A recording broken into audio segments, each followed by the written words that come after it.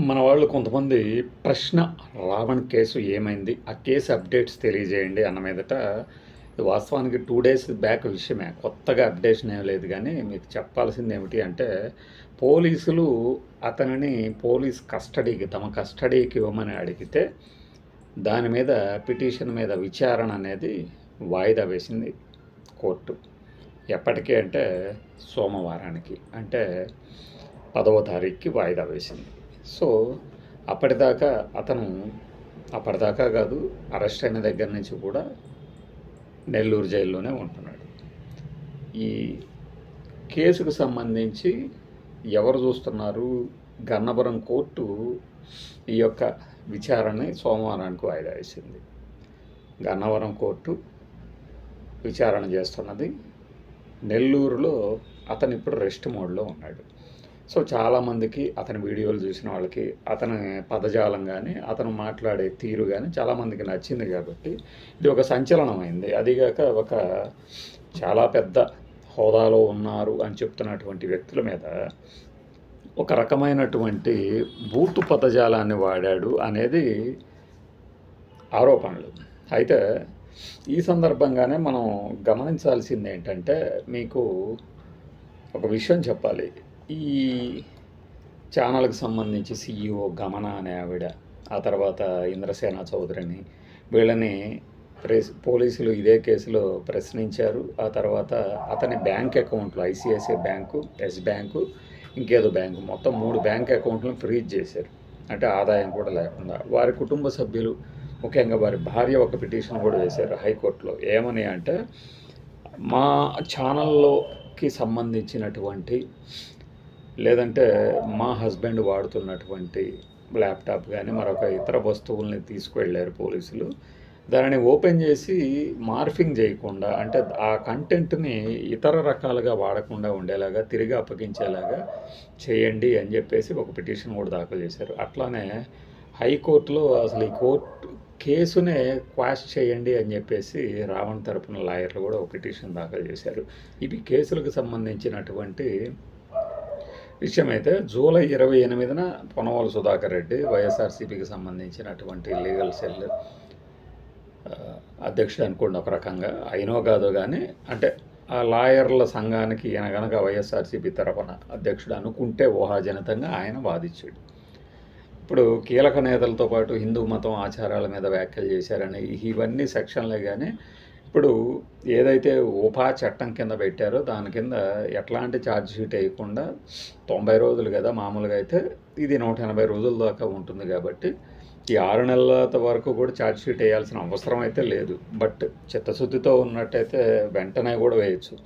180 రోజుల్లో దొరకంది 180 రోజుల తర్వాత ఆధారం దొరుకుతుంది అనుకోవటం భ్రమ. కానీ ఒకవేళ జరిగితే ఇది ఎందుకు ఉంటుంది? జ్యుడిషియల్ రిమాండ్ మాత్రమే ఉంది ఇప్పుడు. అసలు ఈ కేసులో ఈ సెక్షన్లు పెట్టవచ్చా లేదా అనే దిశగా వీళ్ళు వాదిస్తున్నది లేని కూడా బయటకు తెలియదు. తిరిగి రేపు సోమవారం మళ్ళీ, అంటే ఆగస్టు 10వ తారీఖున కనుక, నేను జూలై 29న కొన్ని కీలకమైన కేసులు ఉన్నాయి. అది ఆమె ఎవరు, జత్వాని, ఆ జత్వాని ఒకరు, ఈ రావణ్కి సంబంధించిన కేసులు విచారణ ఉన్నాయి. ఆ 2 కీలకమైన అని ఆ రోజు చెప్పాను. ఇప్పుడు ఆగస్టు 8, 2026 ఈ రోజున 2 రోజుల క్రితం అప్డేట్ అనమాట ఇది. వరుసగా కేసులు 4 కేసుల్లో బెయిల్ రావటం, 5వ కేసుకు వచ్చేసి ఒక ట్విస్ట్ ఇస్తూ ఆ సెక్షన్ని పెట్టారు. అయితే ఇక్కడ నేను మీకు ఇంకొక విషయం చెప్పాలి. మనం ప్రొఫెసర్ సాయిబాబాకు సంబంధించినటువంటి కొన్ని కేసుల తాలూకు డీటెయిల్స్ చదివినప్పుడు మనం కొన్ని వీడియోలు చేశాం కూడా. ఈ ఆయన మీద పెట్టిన సెక్షన్లు తర్వాత బెయిల్ వచ్చినా కూడా మళ్ళీ కోర్టుకు వెళ్ళి మరీ రద్దు చేపించింది మహారాష్ట్ర కోర్టు అని చెప్పి, మహారాష్ట్ర ప్రభుత్వం అని చెప్పి. ఆ సందర్భంలో ఆయన మీద పెట్టిన కేసులతో పాటు కొంతమంది మీద కూడా కేసులు ఉంటే దానికి సంబంధించి ఒక కీలకమైన డెవలప్మెంట్ చోటు చేసుకుంది.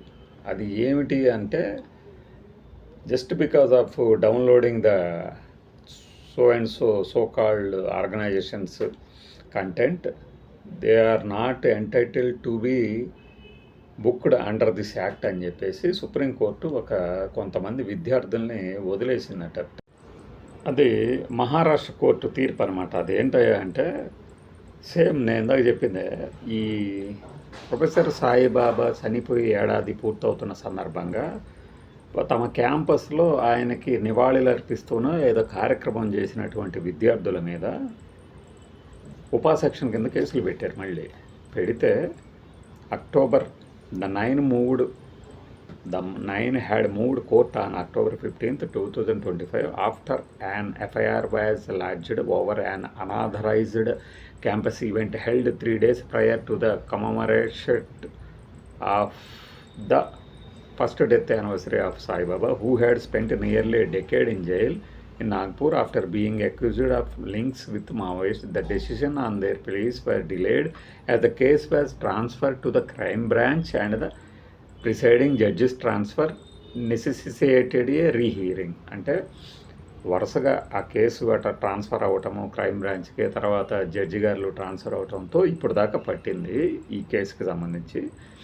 Acknowledging that Saibaba is ultimately acquitted of all charges in March 2024 before his death year. Additional Sessions Judge V.B. Bohra said paying homage to him cannot be termed illegal. చూసారా, ఇప్పుడు ఒక వ్యక్తిని ఒక మిష మీద అరెస్ట్ చేశారు. ఆ అరెస్ట్ చేయబడినటువంటి వ్యక్తి దశాబ్దానికి పైగా జైల్లో గడిపాడు. ఆ తర్వాత అతని మీద ఆరోపించినటువన్నీ కూడా నిరాధారం అని తేలిపోయింది. తేలిపోయిన ఆ వ్యక్తికి వీళ్ళు నివాళులు అర్పించడం కూడా మళ్ళీ కేసు పెడితే దాని మీద జడ్జి గారు ఇచ్చిన తీర్పు ఇది.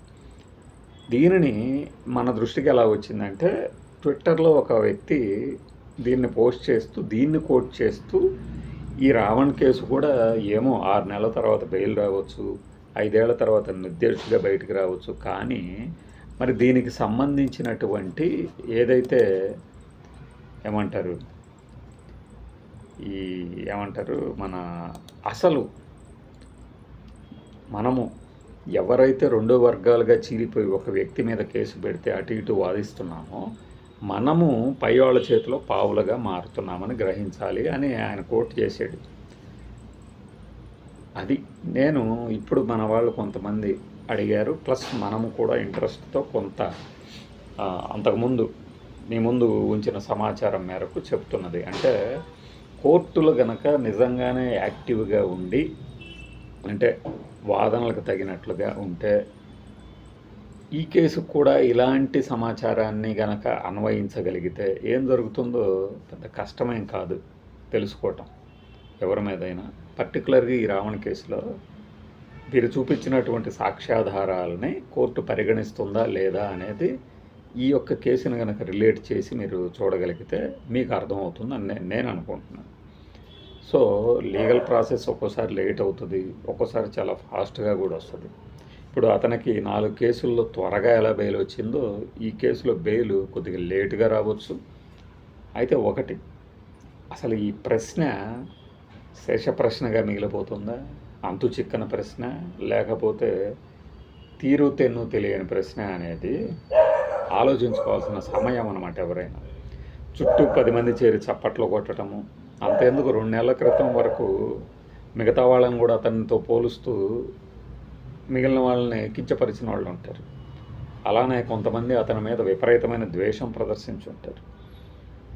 ఇక్కడ కేసు పెట్టగానే అతని తరపున మాట్లాడే వాళ్ళు ఎవరైనా కనబడుతున్నారా? నేను అంతకుముందు అన్నాను కదా, ఎవరైనా పోయి కనీసం పరామర్శించి వచ్చారా? మనకు తెలియకుండా పరామర్శించి ఉండొచ్చు, కానీ ఒక హద్దు దాటితే దానిని ధైర్యం అంటే అనుకోవచ్చు, కానీ మనమేమి నిజంగా ఒకప్పటి దేశోద్ధారకుల్లాగా మనమేమి ప్రవర్తించట్లే. విమర్శకి ఒక హద్దు మనమే ఏర్పాటు చేసుకుంటే ఈ పరిస్థితి వచ్చి ఉండేది కాదు. హీరోయిజం ఈజీ, గుర్తింపు చాలా ఈజీ, కానీ ఎట్ విచ్ కాస్ట్, ఏ మూల్యం చెల్లించాలి దానికి మనం, ఇది ఆలోచించాలంట నేను. అతని శైలి అందరూ బాగా ఇష్టపడ్డారు, ఎందుకు వీళ్ళు చేయలేని పని వాళ్ళు చేశారు కదా అని. కానీ అది ఎందుకు చేశారు?